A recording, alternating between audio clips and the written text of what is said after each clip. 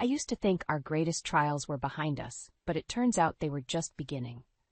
My name is Helena, and at 62 years old, I thought I had seen it all. I've been a nurse for over 30 years, caring for others through their most vulnerable moments. Little did I know, my own life was to be turned upside down. Mom. I don't know how you do it, Martha said, shaking her head in admiration. Working those long shifts at the hospital and still coming home to a clean house and a hot meal. Dad's been such a rock, taking care of everything on the home front. I smiled warmly at my daughter, feeling a surge of gratitude for my husband, Roy. After retiring from his engineering job a few years ago, he had insisted on managing our household so I could focus on my nursing career. Your father has been a godsend, I agreed. I'm not sure I could have kept up this pace without his support. Little did I know, those words would soon come back to haunt me. Later that evening, as I was getting ready for bed, my phone pinged with a notification from our bank. Unusual activity on our account. Frowning, I opened the app, fully expecting it to be a false alarm or a simple mistake. Roy handled all our finances these days, so I hadn't really paid close attention to the statements in quite some time. But as I scrolled through the transactions, my heart began to race. Luxury hotel bookings, expensive restaurant charges, lavish purchases from high-end boutiques, all on dates when Roy claimed to be out volunteering or running errands. Suddenly, his frequent absences from home took on a more sinister hue. At first, I tried to rationalize it. Maybe he was just treating himself after years of hard work and sacrifice. But the dates, the amounts, the patterns, it all pointed to something more insidious. A sickening realization began to take root. My husband, the man I had trusted implicitly for over 40 years, might be betraying me in the cruelest way imaginable. I sat on the edge of our bed, clutching my phone, as a kaleidoscope of emotions swirled within me. Anger, hurt, disbelief, and a creeping sense of determination. I refused to be just another statistic, another woman discarded and disrespected in her later years. No, I would not confront Roy directly. Not yet. I needed proof, a solid foundation to stand on before I made my move. With trembling hands, I began documenting every suspicious transaction, every unexplained absence. This was just the beginning, but I would get to the bottom of this, no matter how painful the truth might be. One way or another, I would regain control of my life. Roy might have thought he could take advantage of my trust, but he was about to learn just how resilient and resourceful this 62-year-old nurse could be. The next day, I met my dear friend Linda for lunch, as we did every few weeks. Linda and I had been nurses together for years, bonding over the shared challenges and triumphs of our demanding careers. "So how's everything going with you and Jim?" I asked, trying to keep my tone casual despite the turmoil brewing inside me. Linda's face lit up with a warm smile. "Oh, it's been wonderful. We're actually planning a little anniversary getaway next month. Jim surprised me with a reservation at that fancy resort up in the mountains. You know, the one with the spa and the incredible views." My heart skipped a beat as she described the very same luxury hotel I had seen charged to our account on a weekend when Roy claimed to be volunteering at the local shelter. I forced a smile, nodding along as Linda gushed about the romantic trip. "That sounds just lovely," I managed to say, my mind racing. "You two deserve some quality time together after all these years." As Linda continued chatting, I found it increasingly difficult to focus on her words. The pieces were falling into place, and the picture they formed made my stomach churn. Roy's frequent absences, the unexplained charges, the fancy hotel getaway, it all pointed to one inescapable conclusion. My husband was having an affair. I excused myself to the restroom, needing a moment to collect my thoughts. In the privacy of the stall, I allowed the tears to flow, my body shaking with a potent mix of heartbreak and rage.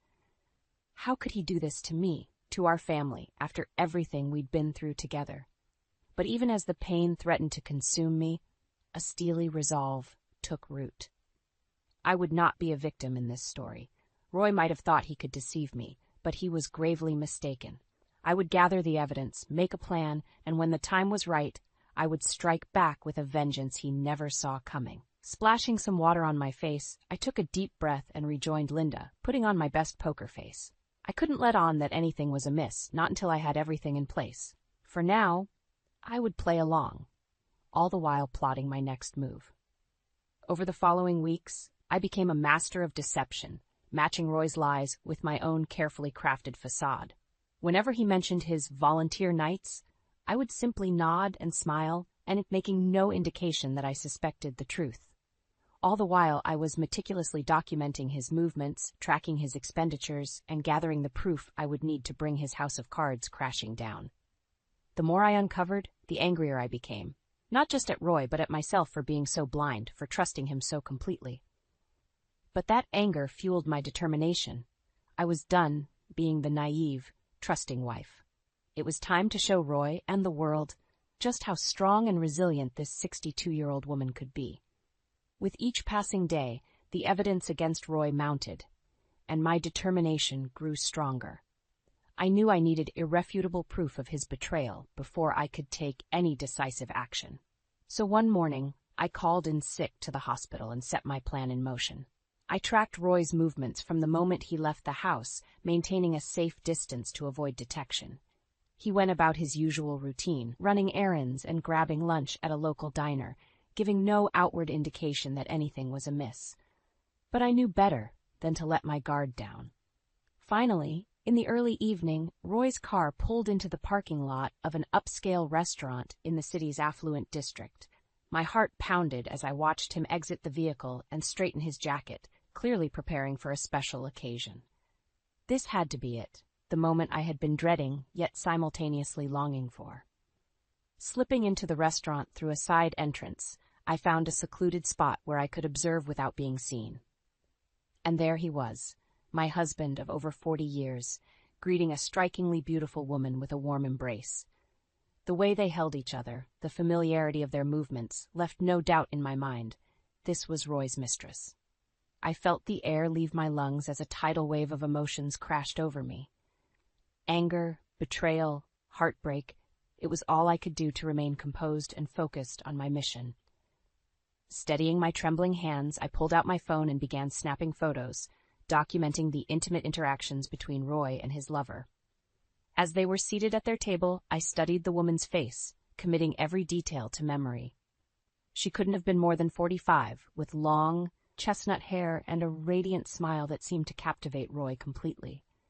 I watched, sickened, as he gazed at her with an adoration I hadn't seen from him in years.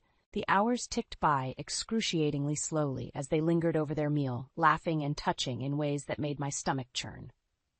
Finally, after what felt like an eternity, they rose to leave, sharing one last passionate kiss before parting ways. I followed at a safe distance, my mind racing with 1,000 unanswered questions and a burning desire for vengeance. Once Roy returned home, I retreated to my car, the weight of the evening's revelations threatening to crush me. But even as the tears streamed down my face, I refused to surrender to despair. No, this was merely the first step in my quest for justice. With a steadying breath, I reviewed the damning photos, letting the evidence of Roy's deceit fuel the fire burning within me. He might have thought he could carry on this sordid affair indefinitely, but he was gravely mistaken. I was just getting started.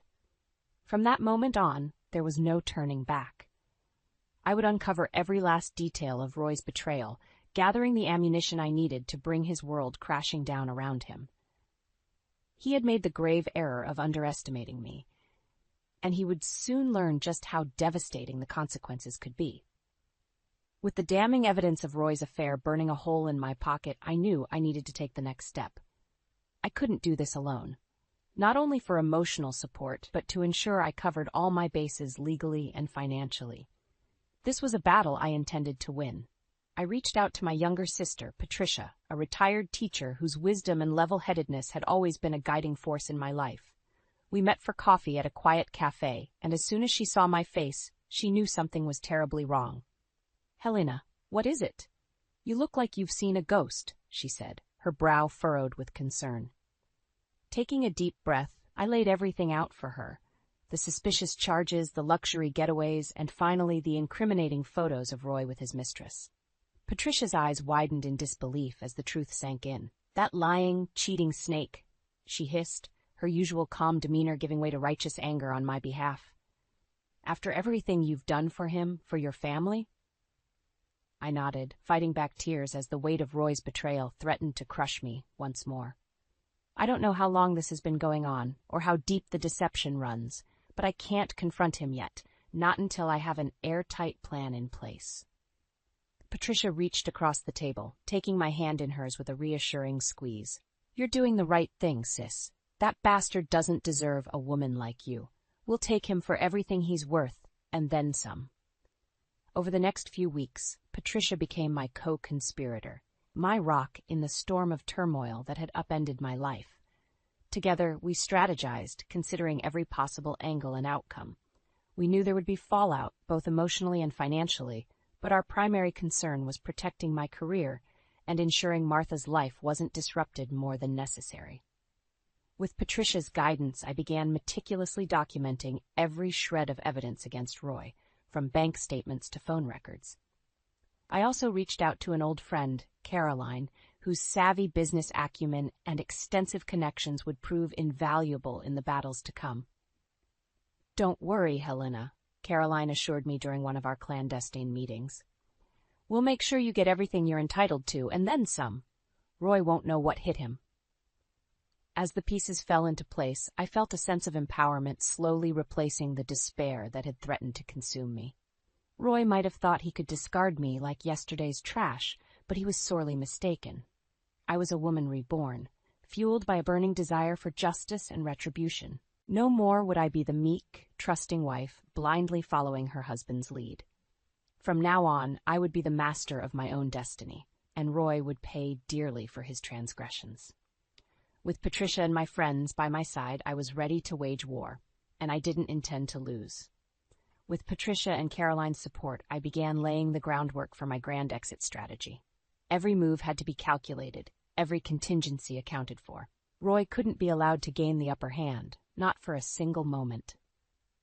At home, I maintained a careful facade of normalcy, greeting Roy with a warm smile and engaging in our usual routines.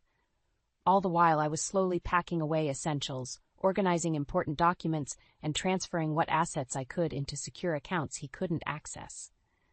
My friends at the hospital proved invaluable allies, helping me secure a new living arrangement and offering emotional support during those long, sleepless nights. I'd worked too hard, sacrificed too much, to let Roy's deception derail my career or my financial security. With each passing day, the deception weighed more heavily on my conscience, but I refused to falter, drawing strength from the memories of the life Roy and I had built together, a life he had so callously discarded for his own selfish desires. Finally, the perfect opportunity presented itself. Roy announced he would be volunteering for a long weekend, no doubt squandering our hard-earned money on another lavish rendezvous with his mistress. As I wished him a safe trip, feigning cheerful ignorance, a surge of adrenaline coursed through my veins. This was it, the moment I had been meticulously preparing for. The second Roy's car pulled out of the driveway. Patricia and I sprang into action. We worked with military precision, swiftly packing the essentials and loading them into her car. Every box, every bag represented another piece of my life being reclaimed from the wreckage of Roy's betrayal. With the practical matters handled, I turned my attention to the emotional side of my grand exit. I gathered Roy's most prized possessions. The vintage watch I'd gifted him on our 25th anniversary, the framed photos from our dream vacation in Italy, even his beloved recliner, and arranged them in the center of the living room.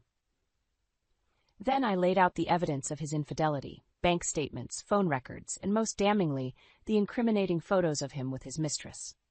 I wanted him to see, with crystal clarity, the depth of his transgressions laid bare before him. Finally, I penned a letter, pouring out my anguish and my resolve in equal measure. Roy, I wrote, my hand trembling with a potent mix of sorrow and rage. For over 40 years, I gave you everything, my love, my loyalty, my unwavering support, and you repaid me with deceit and disrespect, shattering the sacred vows we made before God. I took a deep, steadying breath, steeling my nerves for the words that would sever our once unbreakable bond. I deserve better than to be cast aside like an old, worn-out relic. I deserve a partner who cherishes me, who values the life we built together. Clearly, you are no longer that man. So I'm leaving, Roy, leaving you to the wreckage of your own making. Don't try to find me. Just know that you brought this upon yourself and upon us." With those parting words, I sealed the letter, placing it atop the stack of evidence like a damning verdict. My message was clear. The jig was up, and there would be no second chances. Hand in hand with Patricia, I took one last look around the home that had once represented my hopes and dreams. Then, with my head held high and my spirit fortified by an unshakable resolve, I walked out the door, slamming it shut on that chapter of my life once and for all. The calm before the storm had passed. Now the real battle was about to begin. The day had finally arrived, the day I would sever ties with Roy and reclaim my life once and for all. As he prepared to leave for his supposed volunteer weekend, I fought to maintain my composure, greeting him with a warm smile that betrayed none of the turmoil churning within me. "Have a great trip," I said, pressing a tender kiss to his cheek. "I'll miss you, but I know how important this work is to you." Roy beamed, completely oblivious to the fact that his world was about to come crashing down around him. "I'll be back before you know it, dear. Love you." With those parting words, he was gone, driving off to pursue his sordid affair while I put the final phases of my plan into motion. The second his car disappeared from sight, Patricia arrived, her face set in a determined expression that matched my own resolve. "Ready, sis?" she asked, pulling up to the curb. I nodded, adrenaline coursing through my veins. "More than ready. Let's do this." We worked with machine-like efficiency, swiftly loading every essential item into Patricia's car: clothes, personal mementos, important documents. With each box I carried out of that house, I felt a weight lifting from my shoulders, as if I were shedding the shackles of Roy's deception one by one. As we stripped the home bare, I couldn't help but reflect on the decades of memories contained within those walls. The joyous celebrations, the hard-won triumphs, the quiet moments of domestic bliss. So much of my life had been interwoven with Roy's, and now I was cutting those threads forever. But rather than despair, I found strength in those recollections. They reminded me of the woman I had been before Roy's betrayal, strong, resilient, devoted. I had built this life from the ground up, and I would be damned if I let him take that away from me. With the practical matters handled, I turned my attention to one final, deeply symbolic act. I gathered Roy's most prized possessions, the ones that had once held such sentimental value, and arranged them in the center of our now barren living room. The vintage watch, the framed photos, the well-worn recliner, all laid out like an effigy of the life we had once shared. Atop that pile, I placed the evidence of his transgressions: bank statements, phone records, and those damning photos that had set this entire upheaval in motion. I wanted him to see, in no uncertain terms, the depth of his betrayal and the price he would pay for it. Finally, I penned a letter, pouring out my anguish and my resolve in equal measure. "You made your choices, Roy," I wrote, my hand trembling with a potent mix of heartache and rage. "And now you'll have to live with the consequences."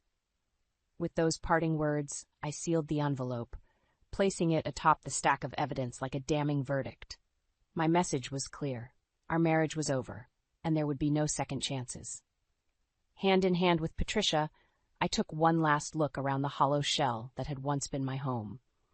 Then, with my head held high and my spirit fortified by an unshakable resolve, I walked out that door, slamming it shut on that chapter of my life once and for all. In that moment, I felt a surge of power and liberation unlike anything I'd ever experienced. Roy might have thought he could discard me like an old, worn-out relic, but he was gravely mistaken. I was just getting started. When Roy returned home from his supposed volunteer trip that weekend, I can only imagine the shock and confusion that must have washed over him. As he pulled into the driveway, the house appeared perfectly normal from the outside. But the moment he stepped through the front door, his world came crashing down around him. The home we had shared for decades was stripped bare, every trace of my existence carefully removed. In the center of the barren living room lay a tableau that must have chilled him to the bone, his most prized possessions arranged like an effigy, topped with the damning evidence of his infidelity. Bank statements, phone records, and those incriminating photos of him and his mistress, Lisa, stared back at him like a lurid accusation. And there, atop the pile, was my letter, a final, devastating proclamation that our marriage was over for good. I can only imagine the panic that must have seized him in those first few moments, the desperate confusion as he tried to make sense of the situation. His frantic calls to my phone went unanswered, of course, only adding to his growing desperation. Perhaps he thought I would eventually come to my senses, that this was all some elaborate misunderstanding that could be smoothed over with pretty words and empty promises. But as the hours ticked by and the reality of my absence sank in, the true weight of my actions must have hit him like a ton of bricks. Not only had I left him, but I had done so with a meticulous strategic precision that left him utterly powerless. The realization that I had been quietly gathering evidence and making preparations right under his nose, well, that had to sting in a way few betrayals could. In his desperation, I'm sure Roy reached out to Lisa, the woman for whom he had so callously discarded our marriage. But she, too, had faced the fallout of my carefully orchestrated revenge. With the evidence of their affair laid bare, her own life had been thrown into turmoil, thus leaving Roy well and truly alone to contend with the consequences of his actions. As the hours stretched into days, the isolation and shame must have weighed heavily upon him. This was no longer just a matter of a broken marriage. This was a personal hell of his own making, a purgatory crafted by the very woman he had so grievously underestimated. With each passing moment, I imagine Roy's mind replaying every interaction, every lie, every deception that had led to this moment. The years of memories we had shared, the life we had built together, all tainted by the bitter truth of his betrayal. And through it all, the damning evidence of his misdeeds stared back at him, a constant reminder of the price he had paid for his indiscretions. My letter, that final proclamation of freedom and resolve, must have felt like a dagger to his heart, twisting with every rereading. "You made your choices, Roy," I had written, my words carrying the weight of a life's worth of pain and disappointment. "And now you'll have to live with the consequences." For a man who had once held such power and control, the utter helplessness of his situation must have been a bitter pill to swallow. He had gambled everything on his ability to deceive me, and in the end, he had lost it all: his marriage, his dignity, and any semblance of the life he had once known. As for me, well, I had emerged from the ashes of our broken union like a phoenix reborn, stronger and more resilient than ever before. Roy's world might have been crumbling around him, but mine was just beginning anew, a life free from the shackles of his lies, a future forged on my own terms. And if he thought this was the end, that I would simply fade away into obscurity, well, he was about to learn just how mistaken he truly was. In the aftermath of my daring escape from Roy's web of lies, Patricia became my rock, my safe harbor in the storm. With a heavy heart, but an indomitable spirit, I moved in with her temporarily as I set about rebuilding my life from the ashes of our shattered marriage. Those first few nights, as the weight of everything I had endured came crashing down around me, Patricia and I would stay up late into the evening, sharing stories and shedding tears of both sorrow and relief. She had been my co-conspirator, my partner in crime, and now she was my shoulder to lean on as I navigated this new, uncertain path. "I'm so proud of you, sis," she would say, squeezing my hand reassuringly. "Roy never deserved a woman as strong and resilient as you." Her words, though simple, carried a profound weight, reminding me of the unbreakable bond we shared as sisters, a bond that had seen us through countless trials and tribulations over the years. We might have been separated by a few years in age, but in that moment, we were united as true equals, warriors who had stared down adversity and emerged victorious. As the days turned to weeks, Patricia and I began the process of finding me a new home, a sanctuary where I could start fresh, free from the ghosts of Roy's betrayal. We scoured listings, attended open houses, and eventually we found the perfect place, a cozy little bungalow with a beautiful garden out back, just waiting to be brought back to life. Moving into that new space, I felt a profound sense of rebirth wash over me. These walls held no echoes of the past, no lingering memories of the life I had once shared with Roy. This was my clean slate, my chance to redefine myself on my own terms. Slowly but surely, I began settling into a new routine, balancing my work at the hospital with the task of turning my house into a home. With each personal touch I added, each cherished memento I unpacked, I felt a little more of the weight lifting from my shoulders. My friends from work rallied around me, offering support and understanding in a way only those who had witnessed my turmoil could. They celebrated my newfound freedom, marveling at the strength it must have taken to orchestrate such a daring escape. And then there was Martha. My beautiful, resilient daughter had been kept largely in the dark about the true depths of Roy's deception, but when she learned the truth, she didn't hesitate to throw her support behind me wholeheartedly. "Mom, I'm just so sorry you had to go through all that," she said, tears shining in her eyes as we embraced. "But I'm in awe of your courage and your strength. You're an inspiration." Her words, spoken with such pure admiration and love, were like a soothing balm on the still raw wounds of my heart.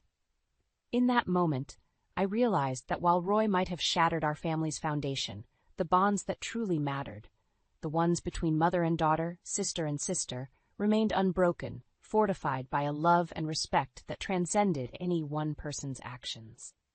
As the weeks turned to months, I found myself settling into a new normal, one defined not by the shackles of Roy's betrayal, but by the empowering freedom of choosing my own path. Each morning I would wake up in my little bungalow, surrounded by the reminders of the life I had so bravely claimed for myself, and I would feel a surge of pride and contentment. This was my life now, a life forged in the fires of heartbreak and deception, but ultimately tempered into something stronger, more resilient, and more authentically mine than ever before. Roy might have thought he could break me, but in the end, he had only succeeded in unlocking a wellspring of inner strength I never knew I possessed. And as I looked ahead to the future, I did so with a renewed sense of purpose and a profound gratitude for the incredible network of women who had rallied around me. My sister, my daughter, my friends. Their love and support had been the light that guided me through my darkest days, and it was that same light that would continue to illuminate my path forward, come what may.